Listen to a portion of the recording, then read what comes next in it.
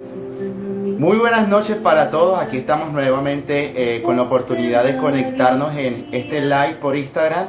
Hoy tenemos la oportunidad valiosísima que Dios nos ha querido regalar de poder compartir a través de Instagram un curso que da inicio en el día de hoy. Vamos a tener la charla introductoria y bueno, todos los que se van conectando también ya desde ya agradecerles la disponibilidad, el deseo de querer encontrarse con nosotros aquí a través de este encuentro maravilloso, como ya les decía, de poder tener la oportunidad de abrir el corazón al conocimiento, pero un conocimiento que se debe hacer con mucho cuidado. Yo siempre digo que tiene que ser un conocimiento que abra las expectativas para el encuentro verdadero con Dios, que es poder vivir la espiritualidad mariana. Entonces yo quiero iniciar, sin duda alguna, con una pequeña oración invocando al Espíritu Santo en medio de nosotros, que nos acompañe, que nos haga dóciles también al encuentro, que permita que la mente, el corazón se nos abra, que sea el Espíritu Santo que nos permita comunicar también un poco de la fe y de este encuentro maravilloso que nos ha permitido compartir a cada uno de nosotros. Y para ello vamos a dar inicio y vamos a tener la oportunidad entonces de orar en comunidad y de encontrarnos alrededor de esta experiencia de amor y fe que el Señor nos ha llamado a vivir. Y vamos a dar inicio en el nombre del Padre, y del Hijo, y del Espíritu Santo. Amén. Espíritu Santo de Dios, ilumina nuestro corazón, nuestra mente. Permite que todo lo que vamos a aprender hoy, que cada conocimiento y cada palabra sea de mayor edificación y gloria para ti. Que el consuelo y el amparo de nuestra Madre Santísima nos acompañen, que nos guíen, que nos lleve por el camino del bien y que nos dé la docilidad del Espíritu para poder aprender según tu santa voluntad. Que tu amor y tu misericordia, Señor, nos llenen enteramente de tu dulce compañía. Padre nuestro que estás en el cielo, santificado sea tu nombre. Venga a nosotros tu reino. Hágase tu voluntad en la tierra como en el cielo. Danos hoy nuestro pan de cada día. Perdona nuestras ofensas, como también nosotros perdonamos a los que nos ofenden. No nos dejes caer en la tentación y líbranos del mal. Amén. Dios te salve María, llena eres de gracias, el Señor es contigo. Bendita tú eres entre todas las mujeres y bendito es el fruto de tu vientre Jesús. Santa María, Madre de Dios, ruega por nosotros pecadores, ahora y en la hora de nuestra muerte. Amén. Quiero permitirme hacer esta pequeña oración, está tomada de Rezar con María. Es un pequeño libro que vamos a también a tratar aquí, que vamos a tomar una oración distinta cada martes que tengamos la oportunidad de encontrarnos y que tengamos la oportunidad entonces de compartir con ustedes. Vamos a hacer una oración de este libro. Dice: eres más fuerte. Santa Madre de Dios, tú eres más fuerte que las potencias del mar que amenazan nuestro mundo. Tú eres más fuerte que las tentaciones que quieren separar el hombre. Tú eres más fuerte que todo egoísmo que oscurece en el hombre y la visión de Dios y del prójimo. Tú eres más fuerte porque creíste, esperaste y amaste. Tú eres más fuerte porque cumpliste en todo la voluntad de Dios y seguiste el camino de tu Hijo, obediente y fiel hasta la cruz. Tú eres más fuerte porque tomas parte con cuerpo y alma a la victoria pascual de Jesús. En verdad eres más fuerte porque el Todopoderoso hizo obras grandes en ti. Esta oración es del Santo Padre, el Papa Juan Pablo II, que tenía una devoción especialísima a nuestra Madre Santísima. Que sea la Trinidad Santa la que nos acompañe, en el nombre del Padre, y del Hijo, del Espíritu Santo. Amén.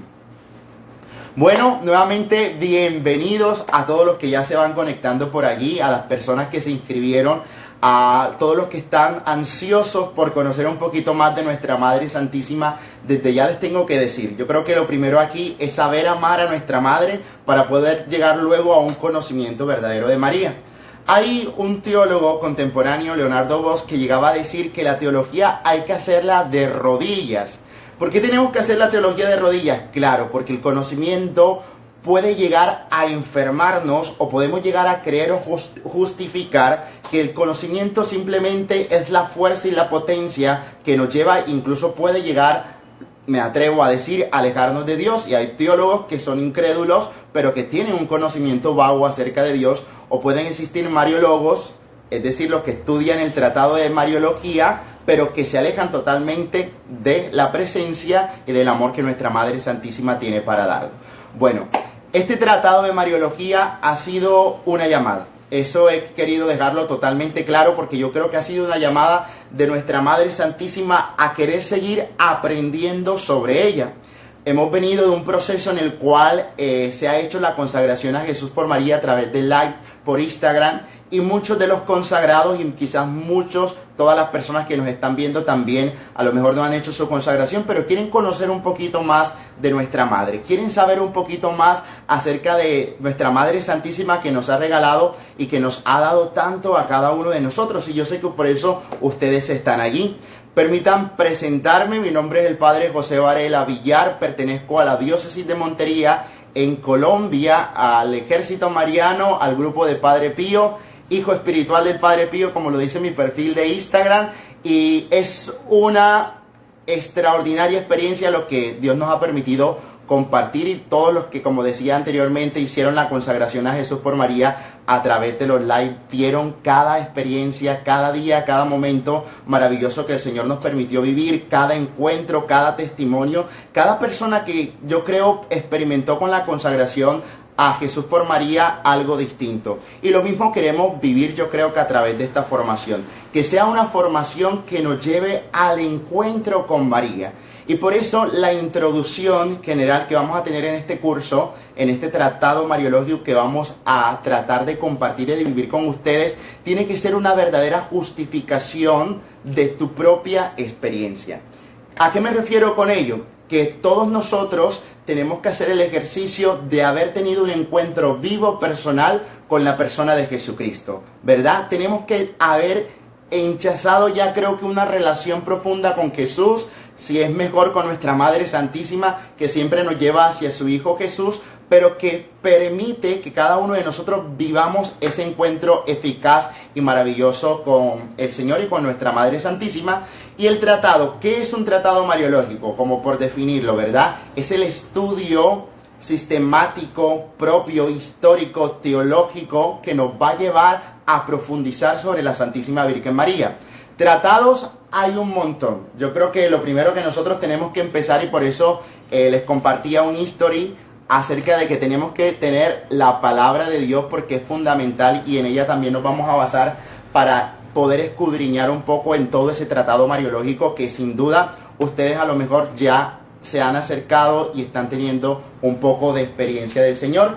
Y además de ello, pues he tomado una guía profunda que hacen los padres dominicos, que es el tratado mariológico desde la perspectiva tomista, ¿verdad? Entonces vamos a fijar una de las tantas miradas. ¿Qué pasa? La mariología surge como respuesta profunda a una necesidad. ¿Cuál era la necesidad? La necesidad de combatir las herejías de una época en específico. ¿Qué pasó? Primero hay que fijar que todo lo que se hable de María en torno a ella, todos los dogmas, todas las experiencias propias, todo el concepto estructurado que se ha armado dentro de la teología para poder hablar de la Santísima Virgen María, tiene un referido profundo que se refiere hacia su Hijo Jesús. Por ejemplo, dentro de la cristología, María es la madre de Cristo, y hay una primicia general que llegó a considerarse o hablarse, como nosotros propiamente hablamos, del dogma de María, Madre de Dios, que se generó, ya les hablaré un poquito más a profundidad a lo que va propiamente el tratado. Se hablaba de la Theotokos, es decir, de María, Madre de Dios. A lo que se refiere el Espíritu Santo, que es todo el tratado de neumatología, va a referir esa relación profunda de la revelación, de la presencia de la tercera persona de la Santísima Trinidad, que lleva al encuentro y poder descubrir a María como esposa del Espíritu Santo. En el tratado eclesiológico, pues María es nuestra madre y toda la iglesia la reconoce como ella, es la maestra, la que guía también esta barca de Pedro, y es nuestra Santa Madre Santísima, y por eso logra como una cierta identificación. En cada uno de los tratados, esto para decirlo y para querer justificarlo de alguna manera, vamos a encontrar la profundidad eficaz con que María ha querido entrar a pertenecer a nuestra vida.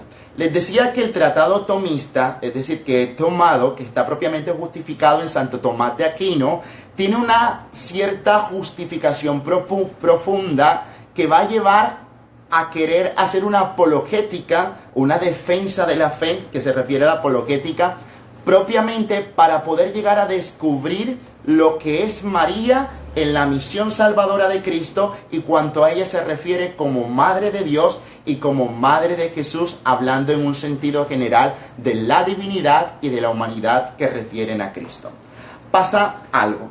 Puede que llevemos nosotros el extremo, el conocimiento o el amor. Bueno, el amor no, porque el amor realmente no tiene medida, pero sí un poco de justificación en el conocimiento de María a querer darle el lugar de Cristo, que no está debido y que tampoco pues es la idea con este tratado mariológico, ni es lo que queremos llevar a cabo, sino propiamente centrarnos en una profunda experiencia de amor a la cual Dios nos ha llamado a querer pertenecer, a querer aprender, a querer conocer un poco más de la Santísima Virgen María. Entonces les decía, Santo Tomás de Aquino descubre tras la justificación una respuesta a los acontecimientos heréticos de aquel momento, más precisamente en la Edad Media, y comienza el tratado mariológico a extenderse y a querer justificarse dentro de esa profundidad. Habrá muchísimas herejías, ya nosotros de pronto vamos a tratar durante todo el recorrido y vamos a tratar una por una, el arrianismo, el calvinismo, el hecho de los cátaros, de los albigenses. Todas estas justificaciones son herejías propiamente alejadas de la fe que intentan o sobresaltar a la Santísima Virgen María por estar o querer rendirle un culto un poco más casi que la divinidad de Dios, o por alejarla o achantarla creyendo justificar que nada tiene que ver con Dios ni con Cristo, ni hay por qué rendirle un culto alguno de veneración. Entonces Santo Tomás lo que logra es conciliar profundamente y se crea todo un tratado. Podemos acercarnos a la Suma Teológica, podemos acercarnos a los tratados mariológicos un poco más modernos, contemporáneos, que nos van a llevar a esa verdadera justificación y que nos harán de alguna manera como un poco más fácil todo el tratado, ¿verdad? Todo lo que queremos desarrollar. ¿A qué me refiero con toda esta experiencia? A lo mejor muchos de los que se van conectando ahorita, pues yo les dejé el link. La idea es que todos podamos tener la oportunidad de inscribirnos en este curso. El link pues lo dirige Lourdes, que es la página web www.haciadios.com, y ahí hay un curso de Mariología dirigido por el Padre José Varela, y vamos a inscribirnos y vamos a tratar de llenar todo ese requerimiento para acercarnos un poco más y para tener la oportunidad de tener sus datos, para luego al final de este curso vamos a tener nuestro propio certificado y vamos a tener la oportunidad también de que ustedes pues el material y todo se esté manejando a raíz, de sus correos electrónicos. Ahora sí, entonces vamos a pasar un poco a lo que es toda la estructura de este tratado mariológico. Las personas que tengan su lápiz o cuaderno, necesito por favor que lo escriban, porque a lo largo del curso lo vamos a intentar desarrollar y es lo que queremos de pronto un poco vivir alrededor. Se trata del Tratado de Mariología dentro de la perspectiva o dentro de la mirada de Santo Tomás de Aquino. Ya les decía, Tomás de Aquino es un fraile dominico, sacerdote, ¿verdad? Una lumbrera para la iglesia, que llegó a conciliar en su tiempo dos pensamientos filosóficos profundos que justificaban la teología medieval. Resulta que Santo Tomás de Aquino logra conciliar ese espacio que había entre la fe y la razón, donde no podíamos nosotros llegar siquiera a conciliar para nada ninguna justificación. La teología en el momento de Santo Tomás de Aquino estaba basada propiamente en los principios filosóficos platónicos. ¿Qué significa esto? Los principios filosóficos platónicos que nos hablan de un dualismo antropológico en donde el hombre está propiamente separado, el alma y el cuerpo. San Agustín, anterior propiamente a Santo Tomás de Aquino, como todos nosotros conocemos y sabemos, llega a retomar ese pensamiento platónico, lo envuelve, lo arma realmente de teología, que pues fue un avance en la época, en el momento, y no hay que desmeritar para nada la teología un tanto que antecede a Santo Tomás de Aquino, pero que muestra esa realidad profunda en que la teología va creciendo. Y eso tenemos que también mirarlo, porque lo vamos a ver ahorita en el tratado, cómo los dogmas, cómo la fe va evolucionando poco a poco y nos va estructurando y nos va llevando a una profunda realidad en la gracia que manifiestan todas estas experiencias de fe y todo este tratado conceptual, antropológico, filosófico, teológico. ¿Qué hizo San Agustín? Tomó el pensamiento antropológico de Platón y llega a decir: mi cuerpo es la cárcel del alma.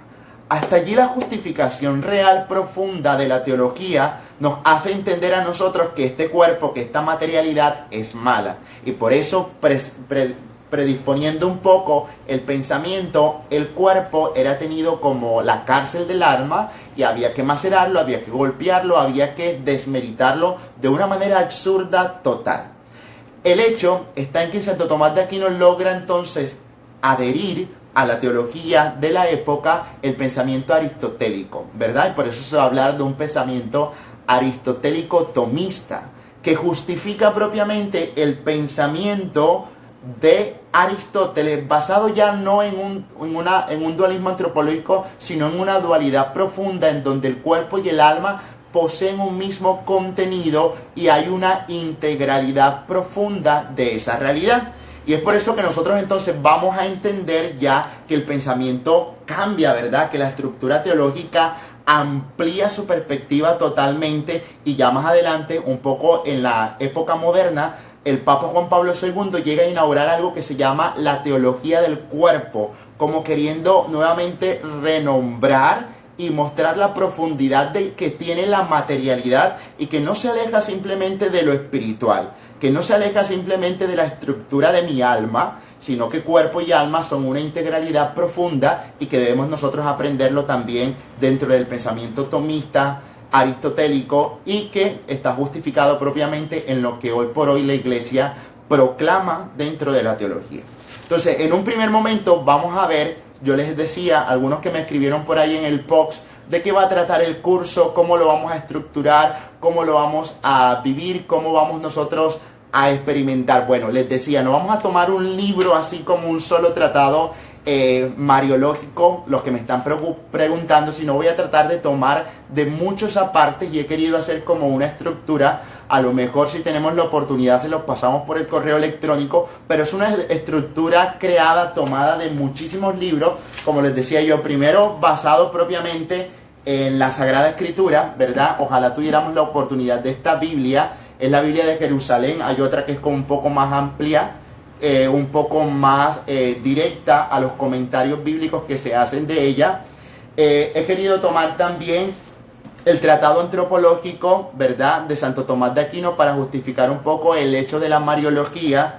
Hay un libro que me gusta mucho que también he querido tomar de base como para interiorizar y conocer un poco esa experiencia de lo que dentro del estudio mariológico a veces podemos llegar nosotros a apartarnos, porque cuando, por ejemplo, yo estudié mariología en el seminario, ¿verdad? Por decir un ejemplo, estudié una mariología en el seminario y te justifica el tratado, la parte histórico-crítica, la parte teológica, la parte de los padres de la iglesia, la parte de los pensadores teológicos modernos, pero nos aparta un poco de la espiritualidad. Entonces yo he querido mezclar un poco el tratado mariológico, pero también llegar a tener una experiencia espiritual, y por eso tomé este libro que se llama El silencio de María, que a lo mejor algunos lo han leído, que es de Ignacio Larrañaga, y que también nos va a llevar a una profunda estructura, y para justificar un tanto el hecho de la misticidad de esa historia fascinante, una revelación personal además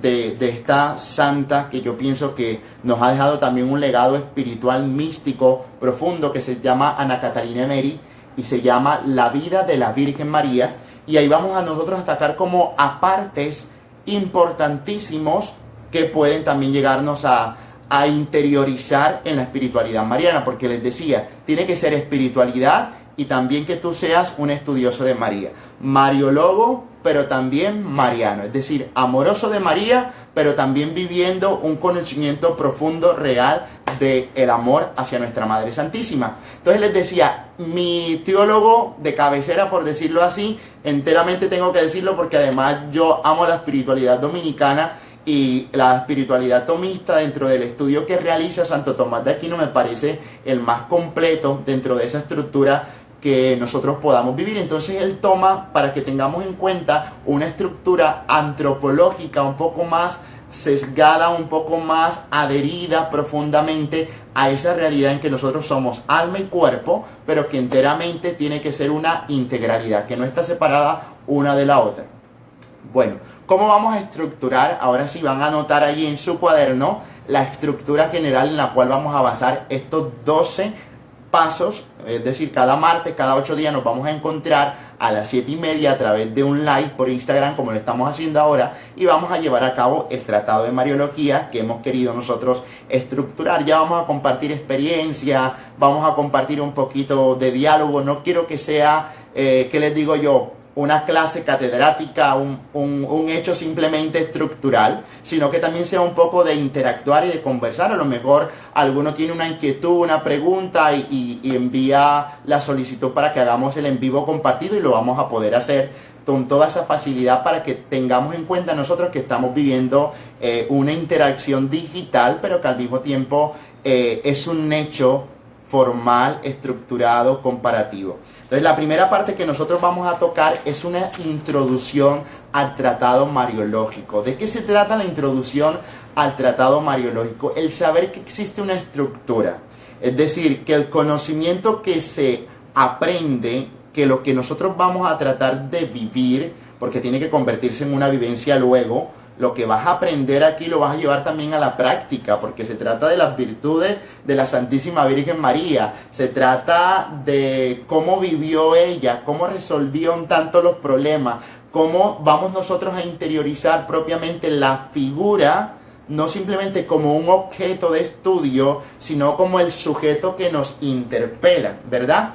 María no es simplemente un objeto para yo estudiar, como hacen los científicos, ni de un legado científico que voy a buscar el microscopio, que busco, que la estructuro, que la armo, porque puede salirse de esa estructura científica y va más allá al sujeto que me interpela y que también tiene que hablarme a mí sobre la vida misma cristiana que nosotros tenemos que vivir a plenitud y con una cierta radicalidad como lo vivió ella. Entonces María es el modelo excepcional en el cual nosotros también nos vamos a medir y vamos a tratar de conocer dentro de toda esa experiencia. Lo primero, esa introducción está marcada muy profundamente. Yo creo que tenemos que tener un encuentro así bien espiritual, que tengamos un encuentro profundo, que tú tengas la oportunidad de comenzar a hacer el ejercicio del rezo del Santo Rosario, de la meditación, de la lectura. María, hay un tratado que a mí me gusta muchísimo, que es el Tratado de la Verdadera Devoción a la Santísima Virgen María de San Luis María Griñón de Montfort. En la página Hacia Dios también lo pueden descargar y podemos ir leyendo. Durante la semana, si no les dejo tarea, pues va a haber mucho material de lectura que tendremos que estudiar y que luego vamos a ir evaluando en la medida del proceso del curso también, porque también se hace necesario que tengamos algunos libros de lectura espiritual para que nos lleven a ese encuentro profundo con María. Entonces, en eso voy a basar un poco toda la introducción, ¿no? Como más una experiencia tipo espiritual estructurado, pero hay unas bases profundas que existen dentro de la Mariología que no puedo llegar yo a desconocer. ¿De qué se trata? Primero, una parte que tiene que ser la estructura histórica, la ubicación propiamente estructural en donde vamos nosotros a buscar a esa mujer de Nazaret que recibió el anuncio de Dios, que se llama María, que encontramos en los textos sagrados, que encontramos dentro de la historia también, que encontramos dentro de la revelación mística, como Santa Catalina Meri nos los muestra, pero que tiene un lugar específico en la historia como madre, como mujer, como esposa, como la discípula de Jesús. Y luego de pasar de ese punto histórico estructural, ¿verdad? Vamos a pasar entonces a un hecho fundamental que tiene que ser el hecho bíblico. De la historia yo paso a una estructura teológica queriendo encontrar el propósito real de María dentro del plan de la salvación. Anoten entonces, va el primero, dentro de la estructura de la introducción, la parte histórica, ¿verdad? Una parte histórica que también, más que podríamos llevarlo dentro del método de estudio teológico que se llama histórico-crítico, porque hacemos una profundidad real al acercamiento de un tiempo, de un espacio justificado, verdadero y veraz. Y luego tengamos la oportunidad de acercarnos a una experiencia teológica estructurada dentro de la Sagrada Escritura. Les voy a pedir el favor, algunas personas me están escribiendo que se pausó. Si tenemos buena recepción de la señal, buen sonido, por favor me lo dicen para continuar, o si no, hacemos una pausa para poder retornar en torno a esta transmisión live. Perfecto. Bueno, entonces les decía, la primera, la parte histórica, crítica que vamos a hacer en torno a la Santísima Virgen María, y que hay que ubicarla en un punto fijo para poder desde allí redireccionar. La segunda es la parte bíblica profunda dentro de la teología, dentro de cómo vamos a relacionarlo con los otros tratados, con lo que les decía ahorita, con la cristología, con la neumatología, con la eclesiología, con cada uno de los tratados propiamente teológicos, para poder encontrar específicamente esa llamada a la cual Dios nos ha hecho a cada uno de nosotros. La tercera parte tiene que estar basada en el plan de la salvación. Ahora vamos a encontrar en María ya no simplemente una mujer posesionada de un punto específico dentro de la historia, sino más bien basada en el propósito de la historia de la salvación. Aquí vamos a encontrar algo que modernamente se ha ido intercalando un poco. El Concilio Vaticano II, tiene un documento que nos lo va a ratificar. También nos vamos a hacer un acercamiento. Se trata de la luz de la gente, Lumen Gentium, se llama este documento que se encuentra dentro del Concilio Vaticano II. Nos va a mostrar la función, por decirlo, o por querer llamarlo así, función, pero más bien el propósito, la misión de María dentro de la historia de la salvación. No como ella quien llega a redimirnos porque aceptó la misión, sino que ella es también partícipe del plan salvífico de Dios en cuanto respecta como la Madre de Dios y la Madre de Jesús. Aquí viene entonces esa primicia teológica basada propiamente en un tratado filosófico que busca justificar la verdad. Entonces dice, si María es la madre de Jesús y si Jesús es Dios, por lo tanto María es la madre de Dios. Ante esa realidad profunda, nosotros vamos entonces a encontrar que no es simplemente que María sea una corredentora, como se ha venido de pronto articulando o hablándonos o comentando, que María participa de una manera directa en la redención de la humanidad y por eso María es corredentora, no, es medianera. Utiliza la palabra específica el documento del Concilio Vaticano II en cuanto media el proceso de estructurado de salvación para toda la humanidad. Y hay dos vertientes profundas. Una, a cuanto respecta, podríamos llamarlo nosotros, esa estructura general de la historia de la salvación objetiva y dentro de la historia de la salvación subjetiva. Dentro de la historia de la salvación objetiva tiene muchísimo que ver, porque ya les decía, vamos a encontrar en que María está en todos los tratados teológicos porque se ve inmiscuida y porque se ve realmente interactuando en ese proceso. Pero en cuanto a respecto a lo subjetivo, María también es el perfecto modelo de redención para la humanidad, tanto así pues que ya se proclama el dogma de la Inmaculada Concepción como una estructura, un modelo esencial de redención profunda de Dios que ha querido justificarlo tras la misión que le ha dado y que ya ha resaltado y que ha querido vivir también dentro de su experiencia. Listo, hasta ahí yo creo que podemos dejar la introducción un poco de esta llamada que Dios nos hace a cada uno de nosotros. Me están diciendo que se pausa muchísimo. No sé, por favor, Lourdes, si estás por ahí hacia Dios, si tienen algún problema con la transmisión o podemos continuar y miramos a ver qué pasa. Bueno, entonces le decía, al principio vamos a tener esa introducción. Lo segundo está basado en una breve historia de toda la Mariología. ¿Ok? No se pausa, perfecto. A lo mejor es problemas del internet o de la señal de alguno de los usuarios que nos está ahorita, de los hermanos que nos está también viendo. Entonces, la breve historia de la Mariología está basada profundamente en esa búsqueda, como les decía ahorita, que Santo Tomás de Aquino hace. Pues ya no solo vamos a encontrar a Santo Tomás de Aquino, vamos a descubrir a San Agustín, a San Bernardo de Claraval, a San Ignacio de Loyola, incluso mucha estructura dentro de los santos y doctores de la iglesia, dentro de los teólogos perfectamente se nos muestra una estructura basada tras una profundidad general muy necesaria para que nosotros podamos descubrir dentro de la apologética que se hace de Cristo, también se hace una defensa de María Santísima. María es Madre de Dios, o María es solo la Madre de Jesucristo, pero no la Madre de Dios, porque no podríamos entender que ella como criatura sea la Madre del Dios que existió desde toda la eternidad. Esos dilemas se convirtieron en algún momento de la historia en herejías.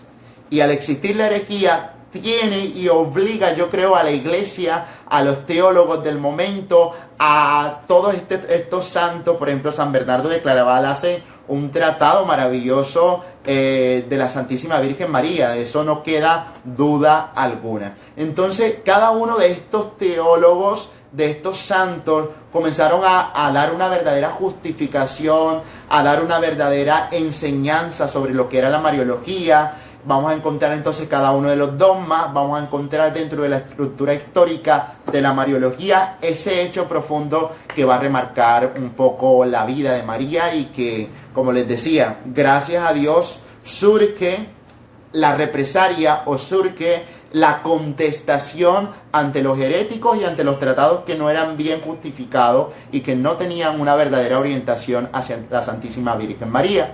¿Qué pasa? Yo creo que sucede muchas veces en la vida que también con nosotros como cristianos católicos nos podemos llegar a alejar de lo que en esencia es la profundidad de la Santísima Virgen María, de lo que en esencia nosotros debemos hacer. Muchos hermanos separados nos juzgan, nos señalan, que ustedes adoran a la Santísima Virgen María, ¿verdad? Lo dicen así y tú te quedas, sí, es cierto, yo adoro a la Santísima Virgen María. Pues no, nosotros no rendimos un culto de adoración a la Santísima Virgen María, y lo vamos a notar un poco en esa breve historia de la Mariología, que rendimos un culto de veneración un poco más alto que el que rendimos a los santos, pero que al final es un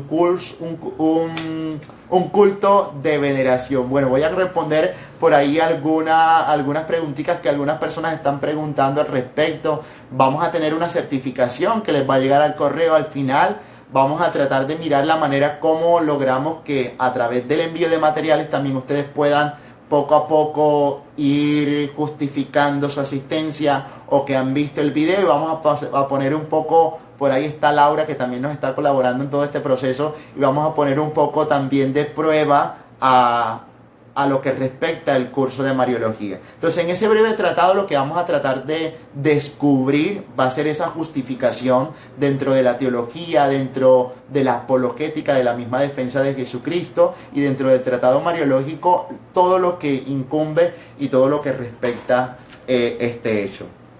El tercero, bueno, ya les he dado dos, ¿verdad? Primero la introducción, la segunda ha sido el breve recorrido que vamos nosotros a descubrir alrededor de la Mariología, y el tercero va a tratar de María en el Antiguo Testamento. Ustedes dirán, pero ¿cómo vamos a encontrar nosotros a María en el Antiguo Testamento si no habla absolutamente nada del Antiguo Testamento? O padre, yo me leí el Antiguo Testamento y por ahí no aparece María en ningún lado.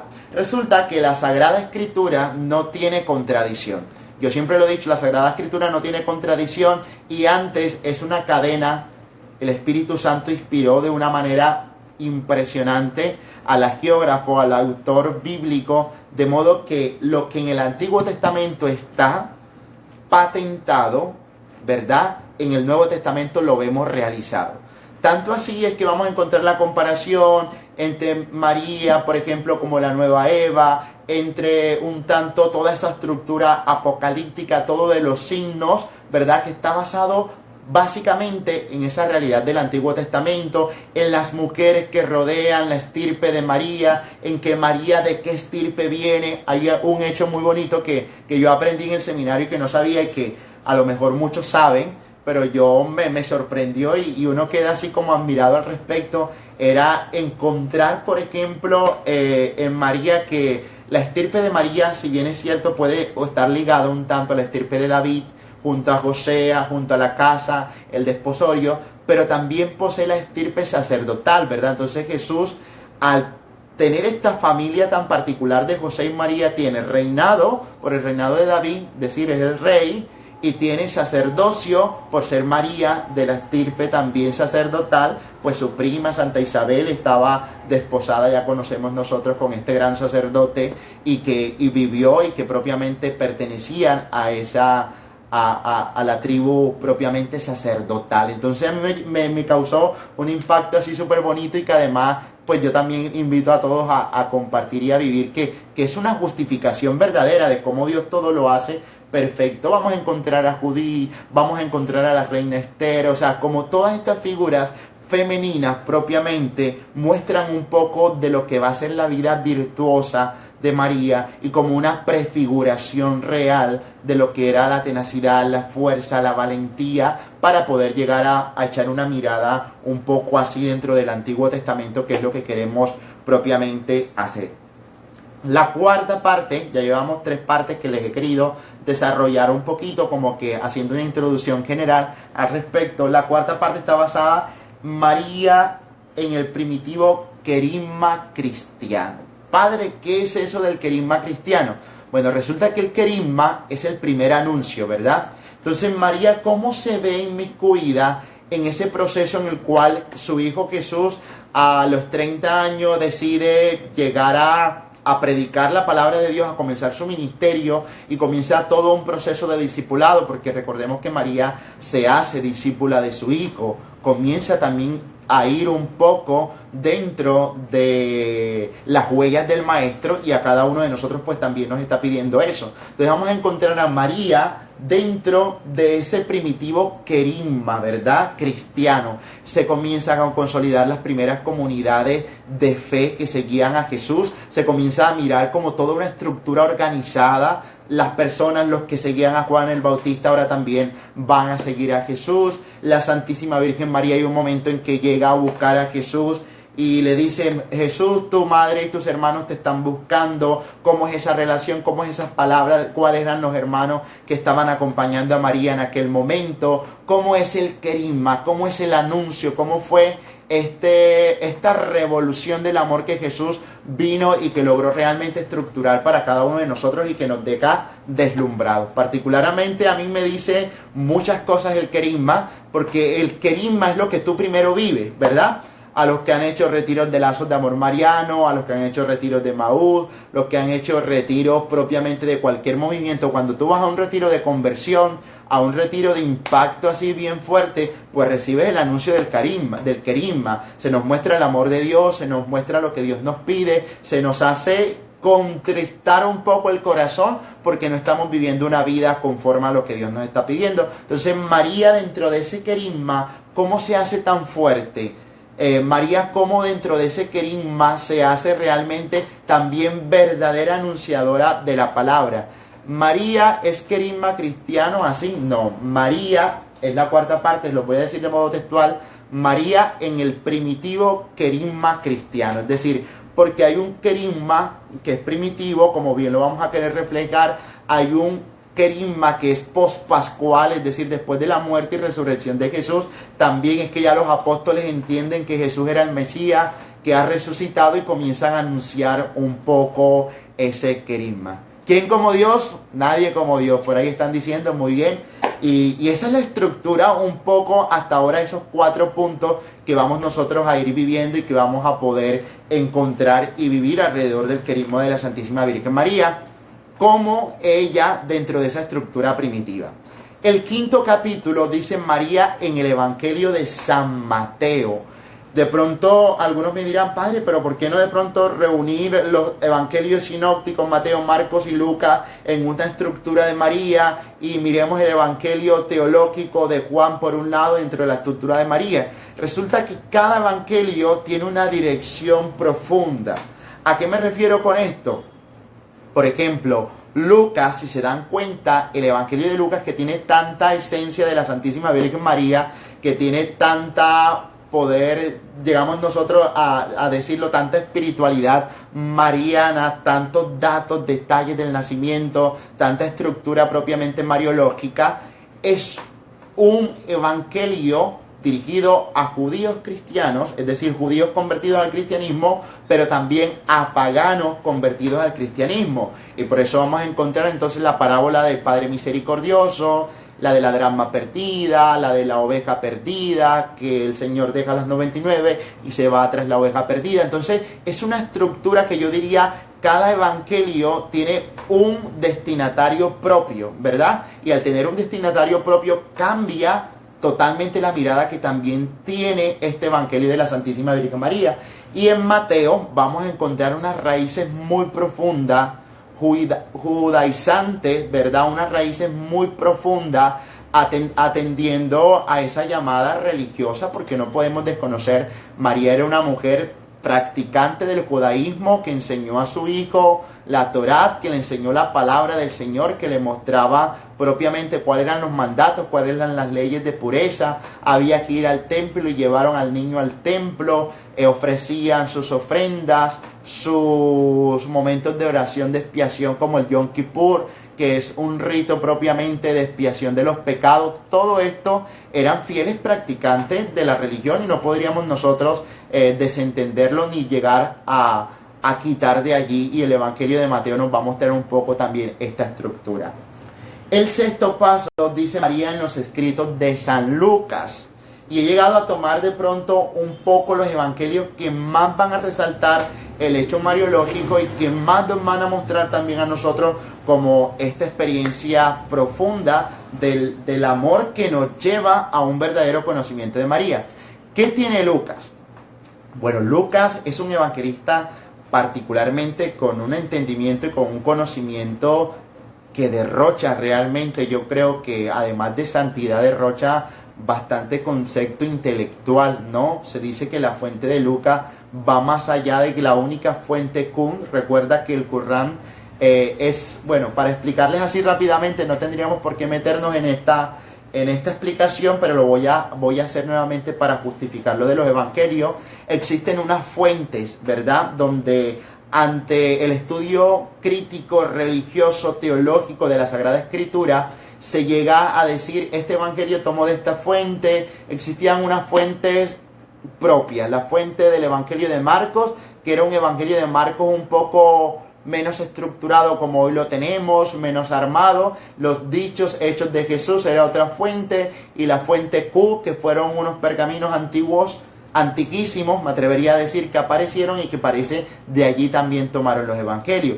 Recordemos, los evangelios no fueron escritos allí detrás de Jesús, va pasando que Jesús cayó con la cruz o tal acontecimiento de los milagros y iba el autor escribiendo. No, primero existió una tradición oral, y luego de esa tradición oral, muchos años después, fue puesto por escrito, tras la necesidad de que las comunidades se reunían a celebrar en las catatumbas, a que hablaban propiamente la estructura, y ya nace lo puesto por escrito. Entonces entendamos un poco esa realidad y por qué los evangelios quizás tienen una dirección distinta, porque tomó una fuente distinta, porque habló propiamente de unas realidades distintas y porque tiene un destinatario totalmente distinto. Entonces Lucas, como les decía, va a hablarnos un poco más de que su destinatario es propiamente a lo pagano, ¿verdad? Lucas se habla dentro de la historia, por hacer una semblanza, una realidad, de que era un médico, de que fue un discípulo muy cercano a Pablo, de que fue un discípulo muy cercano a algunos de los apóstoles, a lo mejor llegó a conocerlo, ¿verdad? Y habla de toda esta experiencia conglomerada como una búsqueda general de querer mostrar el evangelio de Cristo a las personas que son paganas. a las personas que no conocen nada de la ley judía y que no tendrían, por ejemplo, por qué circuncidarse. Porque allí viene un gran dilema grandísimo que nace dentro de la religión judía.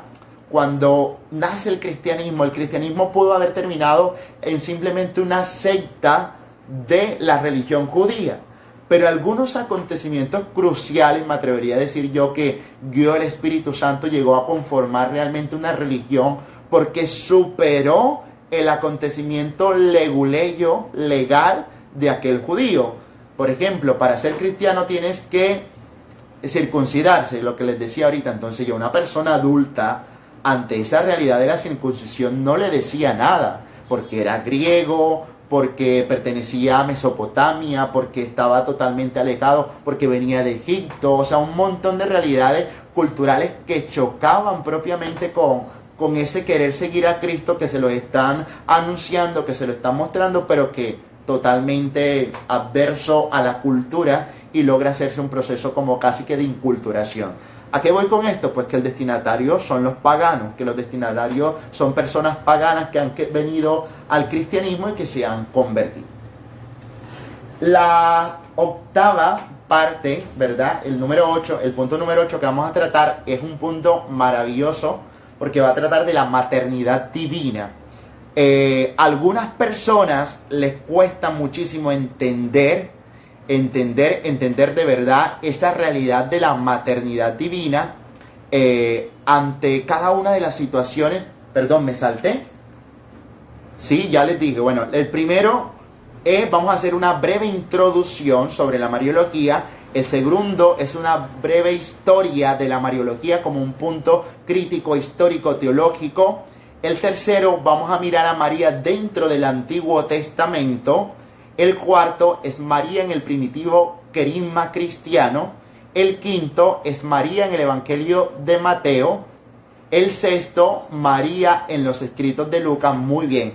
Y el séptimo, así es, María en los escritos de Juan. ¿Qué pasa? El séptimo va a hablar de Juan. Recordemos que Juan es un evangelio totalmente con una dirección un poco distinta. ¿De qué trata? De que es una dirección un poco opuesta a la teología.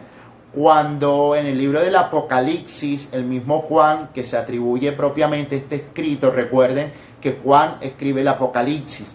Cuando se escribe este libro, hay unas figuras que el libro llega a mencionar y dice, habla de 4 bestias o 4 figuras, y va a hablar del toro, del águila, del ángel y del león.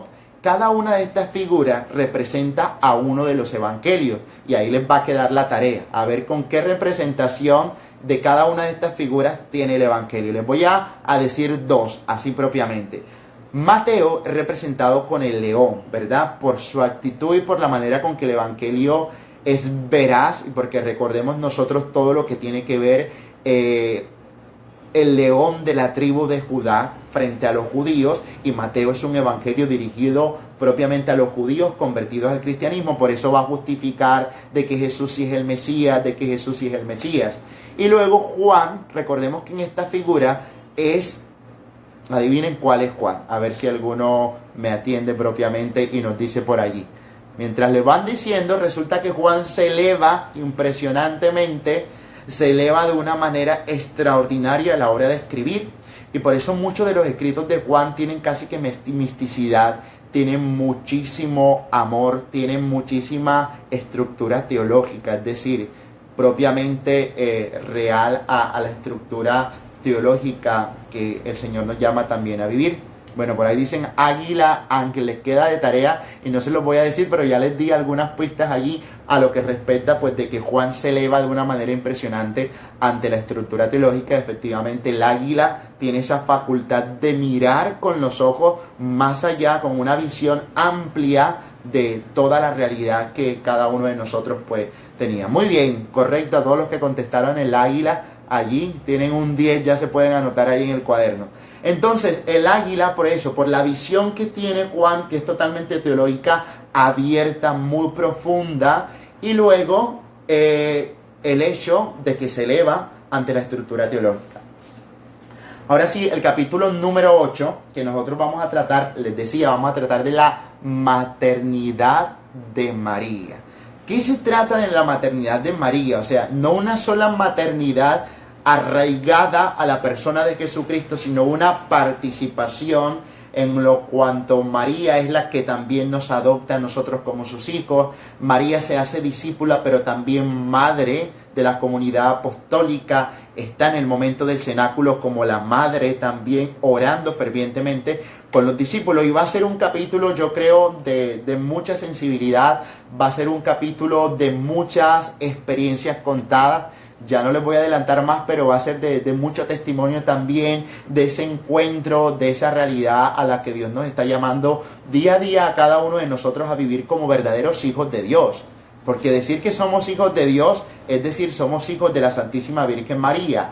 A mí me gusta mucho, Papa Juan Pablo II llegaba a decir, es que no se entiende un cristiano que me diga soy cristiano, pero no amo a María, o soy cristiano y no soy mariano, porque es que en esencia no puede separar realmente la estructura histórica, no puede separar un hecho y un acontecimiento que tiene plenitud propiamente en una realidad maternal, es decir, en una realidad humana. Eso es casi como quien me dice yo soy cristiano, pero a ver, Jesús no era Dios, o Jesús no era humano, que incluso es una herejía y la vamos nosotros a descubrir. Hay algunos pseudocristianos, por ejemplo, algunas sectas evangélicas, no son casi ni evangélicas, sino pseudocristianos, se llaman así. Por ejemplo, los testigos de Jehová, ellos no creen que Jesús era Dios, simplemente creen que fue un escogido de Dios, humano como nosotros, que Dios le dio unas facultades y unas gracias específicas, pero no que era Dios. Entonces allí hay un error teológico, una herejía que ya propiamente se trató en la época y se le justificó y se ratificó que era lo correcto. Hablamos del arrianismo, por ejemplo, y de un montón de realidades que se alejan ante la realidad de Cristo, y por eso la maternidad divina de Jesús, la maternidad de María para con nosotros va a ser algo maravilloso, y sé que les va a tocar mucho el corazón porque van a tener así como unas bases verdaderas para poder decir yo soy hijo de María, soy hijo de Dios, para tener como que unas bases certeras bíblicas en las cuales podamos nosotros llegar a justificar esta es la maternidad de María, este es el dogma, este es el concilio en que se promulgó, este es el concilio en que se proclamó. Estos fueron los papas que un tanto lucharon continuamente por sacar a relucir esa realidad. Muy bien, luego de la maternidad divina, a ver, ¿por qué capítulo vamos? Si me dicen por allí, vamos en el capítulo número 9. Dice la siempre virgen, ¿verdad? La virginidad de María es tan discutida, yo creo que como la maternidad. Igual, es uno de los dogmas que más profundidad llega a tener, tanto así que San Agustín pues llega a sacar aquella frase tan popular, ¿verdad?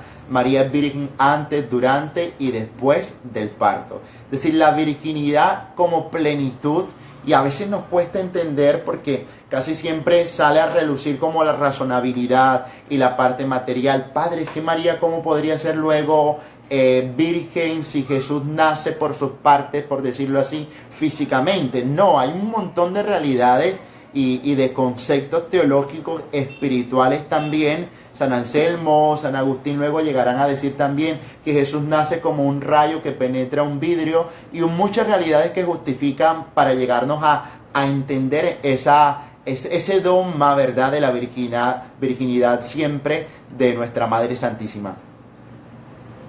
Padre, ¿qué hacemos cuando un testigo de Jehová nos quiere predicar? Yo digo, bueno, ni siquiera yo creería que si no tienes la justificación profunda, si no tienes el estudio muchas veces debido que lastimosamente nos hace falta tanto aprender, es mejor poner un freno porque nos terminan confundiendo. La palabra dice así, lo toman de un modo literal. Jesús no era Dios y terminas creyendo que Jesús realmente no es Dios, sino un profeta más o un elegido de Dios que hizo en gran parte esa realidad. El punto número 10, el capítulo número 10, así es, el 9 es María la siempre virgen. El capítulo número 10 vamos a encontrar entonces la Inmaculada Concepción. Yo creo que dentro de la iglesia es uno de los dogmas más maravillosos que se ha proclamado. Permiso un momento. Podría decir que es uno de los dogmas más maravillosos porque va encerrado de mucha luz, ¿verdad? Va encerrado de que hay una aparición que incluso antes que llegara a saberse la proclamación del dogma, hay una vocación que dice: yo soy la Inmaculada Concepción. El pueblo ferviente ya gritaba a voz populi, gritaba incesantemente que María era inmaculada. Y es una realidad tan real, tan profunda, que pues ya recordamos nosotros ante la proclamación del dogma, todas las velas que se encendieron, y por eso hoy nosotros celebramos la conmemoración de la Inmaculada Concepción, sus vísperas, y encendemos cirios o velitas. En algunos países pues es costumbre comúnmente hacerlo, de encender las velas el 8 de diciembre en conmemoración de este dogma de la Inmaculada Concepción. Recuerden, no es el día de las velitas, simplemente es el día de la Inmaculada Concepción, y que conmemoración de ella pues se hace ello. Entonces estos dogmas vamos a irlos estructurando y vamos a ir a tratar de hablar de ellos, de la fecha de promulgación, como les decía, de lo que interioriza el dogma, los teólogos que intervienen, porque para eso existe un proceso gigantesco, además de muchos años. Hay una encíclica de la Iglesia. Muy bien, nos desconectamos, pero aquí estamos nuevamente conectados. Me ratifican, por favor, si tenemos buena señal y buena recepción en este momento.